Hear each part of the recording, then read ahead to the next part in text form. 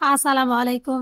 ফারজানাস রেসিপির নতুন আরও একটি এপিসোড দেখার আমন্ত্রণ আপনাদের সবাইকে।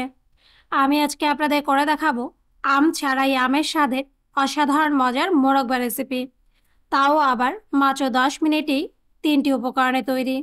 তো আমার রেসিপিগুলো যদি আপনাদের ভালো লেগে থাকে তাহলে আমার চ্যানেলটাকে সাবস্ক্রাইব করতে ভুলবেন না, আর আমার প্রতিটা ভিডিওর নোটিফিকেশন সবার আগে পেতে বেল বাটনে একটা ক্লিক করে দেবেন। তো চলুন গিয়ে দেখিনি তরমুজের খোসার মোরব্বা তৈরি করার সম্পূর্ণ প্রস্তুত প্রণালী। আর এর জন্য প্রথমেই আমরা তরমুজের খোসার প্রিপারেশনটা দেখে নেব। তাই এখানে আমি 500 গ্রাম মানে আধা কেজি পরিমাণ তরমুজের খোসা ঠিক এরকমই স্লাইস করে নিয়ে নিয়েছি। আর একটু খেয়াল করুন, আমি কিন্তু আগে থেকেই তরমুজের খোসার নিচের যে শক্ত স্কিনটা থাকে সেটা পরিষ্কার করে নিয়েছি। আর এই খোসাটা ঠিক কী করে আমরা পরিষ্কার করেছি সেটাও আমি আপনাদের দেখিয়ে দিচ্ছি। আর এর জন্য এখানে আমি একটা পিলার দিয়ে নর্মালি ঠিক যেভাবে সবজির চামড়া বা খোসাটা আমরা পরিষ্কার করে থাকি সেভাবেই তরমুজের ওপরের স্কিনটাও আমরা পরিষ্কার করে নেব। দেখুন, তরমুজের খোসার ওপরের স্কিনটা কিন্তু পরিষ্কার করে নেওয়া হয়ে গেছে।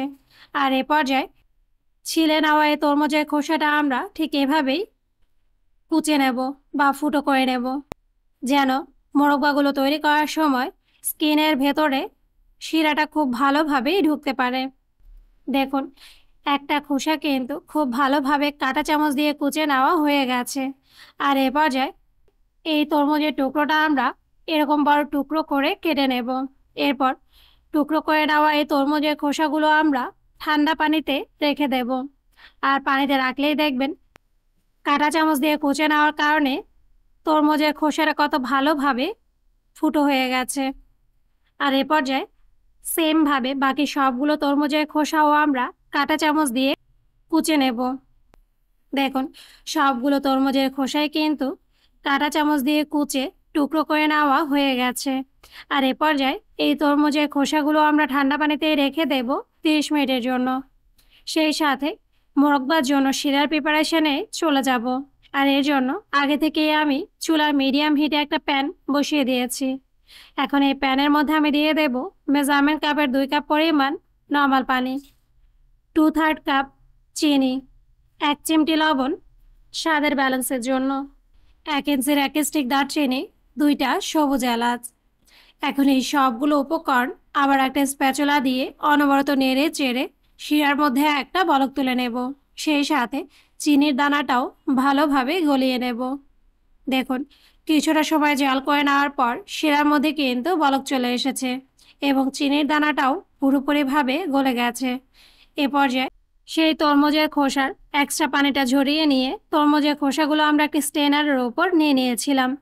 আর একটু খেয়াল করুন, একটা তরমুজের খোসা আমি হালকা হাতে প্রেস করে দেখাচ্ছি, এর থেকে কিন্তু একটুও পানি ঝরবে না, কারণ হালকা হাতে প্রেস করে সম্পূর্ণ পানিটাই আমরা ঝরিয়ে নিয়েছি।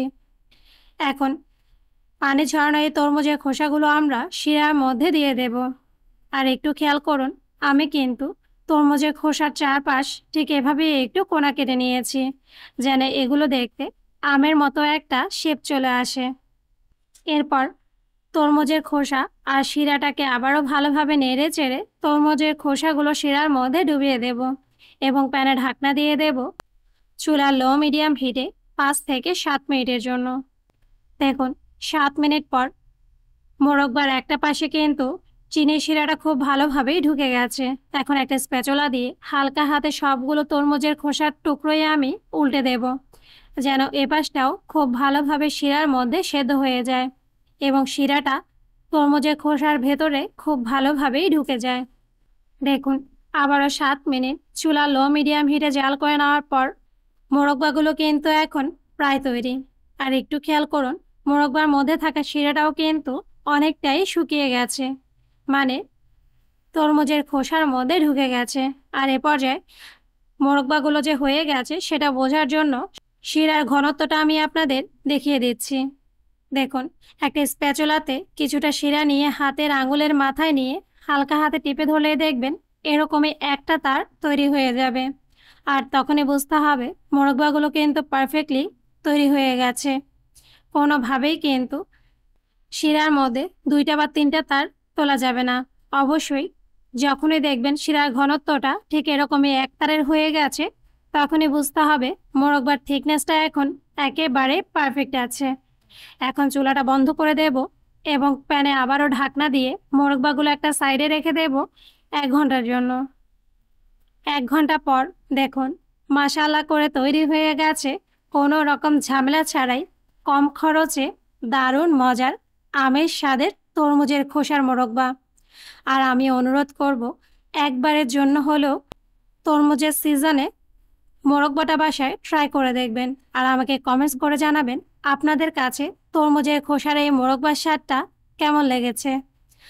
তো আমার রেসিপিগুলো যদি আপনাদের ভালো লেগে থাকে তাহলে আমার চ্যানেলটাকে সাবস্ক্রাইব করতে ভুলবেন না আর আমার প্রতিটা ভিডিও ফ্রেন্ডস এবং ফ্যামিলির সাথে শেয়ার করবেন।